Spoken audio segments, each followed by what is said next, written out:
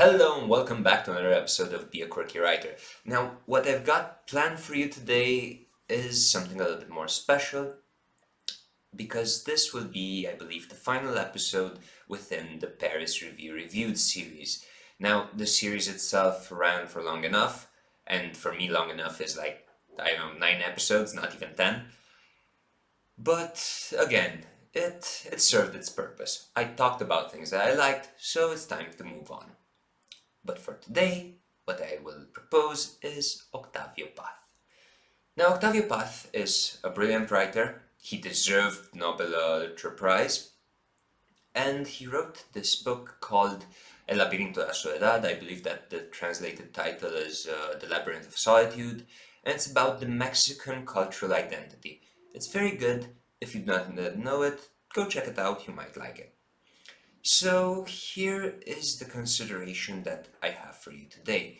As usual, I'm just gonna grab a tiny piece of information from Octavio Paz and move on from there with my reflections. Now, at a certain point, he is asked what books did he read at a younger age. He starts saying, for instance, Voltaire and so on. And then he is asked what children's books did he read. And he says, for instance, Emilio Salgari. Then I believe he says Jules Verne and the Three Musketeers, Alexandre Dumas. And that got me thinking. Because also Borges talks about some of his readings when he was younger. And here is what I've got for you. Here is the consideration for today. At a certain point, we all start with a similar basis. We start with those stories and those books that we are recommended because we are at that age, right? The initial age when we start reading. So I don't know, for instance, the first readings, there are people who are confronted with Roald Dahl or Alice Carroll. Then I know maybe the Brothers Grimm, not the original, but the reinterpreted Grimm fairy tales because the original were, well, Grimm.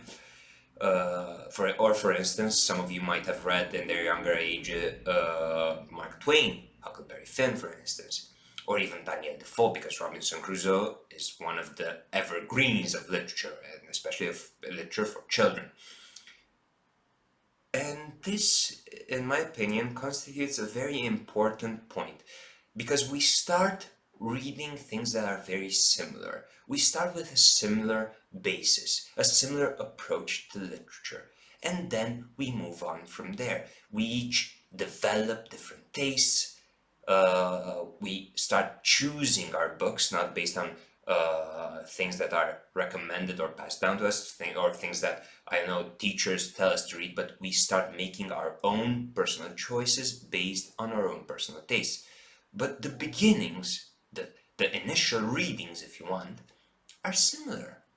So I know, for instance, as Path proposed Salgari, but also in my case, one of the writers that most influenced me was Jules Verne. I loved his writings and I loved the figure of Captain Nemo and some of his adventure stories because we are at that age where we identify with the story or we live those adventures through those written words and we dream.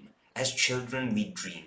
And eventually, some of us, myself included, maybe even become authors because we want to share those same feelings and make other people and eventually other children feel what we have felt. So this is the reflection for today.